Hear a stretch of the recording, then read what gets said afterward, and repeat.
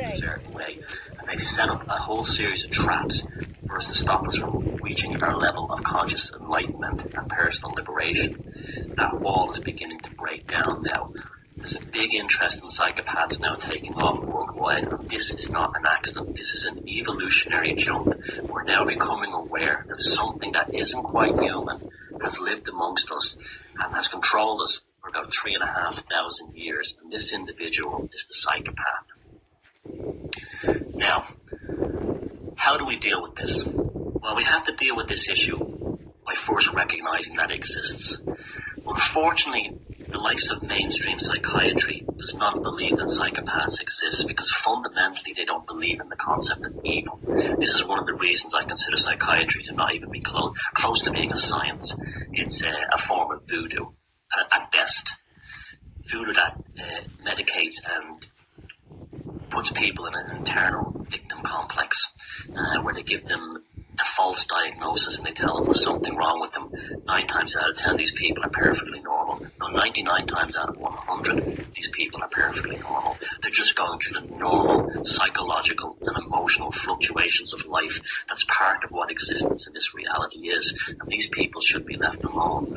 Psychiatry, on the other hand, also goes to enormous lengths to deny that the psychopath even exists because psychiatry really only believes that everything that's caused in the human condition is a result of chemical imbalances within the human brain. They cannot grasp the concept of evil. They don't believe in it. So a psychopath to them is no more real than a leprechaun, a fairy, or an elf. They tend to put pernicious names on it to cloud and muddy the issue. Antisocial personality disorder, sociopath, narcissistic personality disorder, borderline personality disorder if it's a female psychopath. None of these things are real. These are all part of the control system.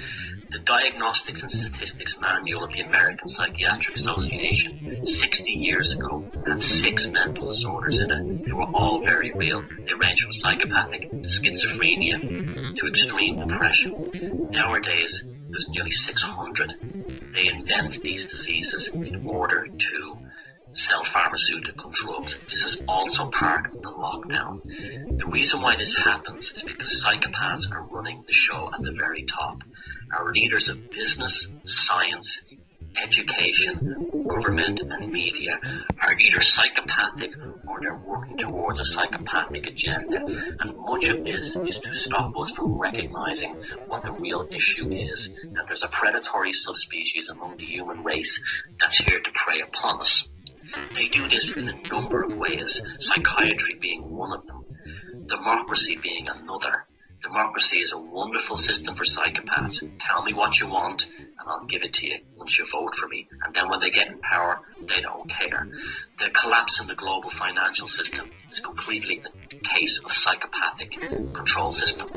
The financial system collapsed, and the psychopathic mindset, instead of holding your hands up and saying the current version of capitalism doesn't work, let's return to a previous version of mercantile capitalism, they don't do that. They demand the taxpayer bailout. This is how the psychopathic mind thinks. This is how the psychopathic mind functions. It is the eternal parasite. It's a parasite if it's in a relationship with you. It's a parasite in the government that's controlling you. And it's absolutely a parasite if it has anything to do with money. It's a parasite that feeds on energy. Now, when we talk about energy, what is energy? Energy can mean everything from your sexual energy to the financial aspects of your labor, the things you've worked hard for. They are parasites and they will take it all, everything from you. And this is what's causing the chaos in society. This is why the average Joe Bloggs comes home from work in the evening, switches on the TV, and knows fundamentally inside him that nothing is right. Things are not making sense. What we all call the first stage of waking up. It happens to all of us. Things should not be this difficult. We live on a beautiful planet. We have tremendous abundance. We are not overpopulated. We have all the means for free energy, for everything we want, and yet it doesn't seem to happen. But yet they hold these carrots in front of us. Every week the newspapers have a new miracle cure for cancer, and yet people around us die of cancer. Every week they tell us that the electric car is coming, and yet we're just driving bigger and bigger cars with larger combustion engines, making us more dependent upon fossil fuels. And it goes on and on. And this is called gaslighting. Gaslighting is a technique psychopaths use to alter your state of reality by making you believe that the world is the way it is, or your life is the way it is, just because it is. It just happens that way. And none of it happens that way. It's all planned, it's all engineered, it's all meticulously drawn out in order to control us. Every aspect of our lives, and the psychopath is always one step ahead, creating a false reality for us to get trapped into. So we do everything except look at our own lives, and this is so very important in the psychopathic scheme of things. We're made to feel like pathetic little useless humans who just pollute the planet, who shouldn't be here, and we're not good enough to the Rockefeller Foundation and the Bill Gates Foundation and the Richard Dawkins Foundation and all these other things that have been set up to make us forget our amazing and incredible potential as human beings. And it's all rooted in something I call the psychopathic control grid. The psychopathic control grid is the lockdown that we have on this planet. It's been engineered and implemented by wealthy aristocratic psychopaths for the most part, and their cronies who are psychopaths they've recognized on the way up in amongst the lower classes, who they have allowed to come up and feed at the trough with the rest of them. This system was developed, this pyramidal system was developed in Babylon 3,500 years ago, and it's been working very well for them ever since. The cold eye at the top of the pyramid is the eye, the reptilian eye of the psychopath. It just looks down on the rest, and it uses hierarchy and control and partition and segmenting different stratas apart in order to keep control, just like an individual feral psychopath in his own life or her life will do. They will maintain all kinds of games and roles and keep all their different enablers apart so they don't see the full picture. Now, for the first time in history, you can see it on stations like this, and you can see it all over the world now as we're waking up. A new generation is starting to move back from the canvas. We're starting to get further and further back from the canvas, and we're starting to see the full picture. At first, it's fuzzy, but as we get further back and look at more things, we begin to see that an image is appearing. And that image is the psychopath. And this is our evolutionary challenge that we are going to have to overcome.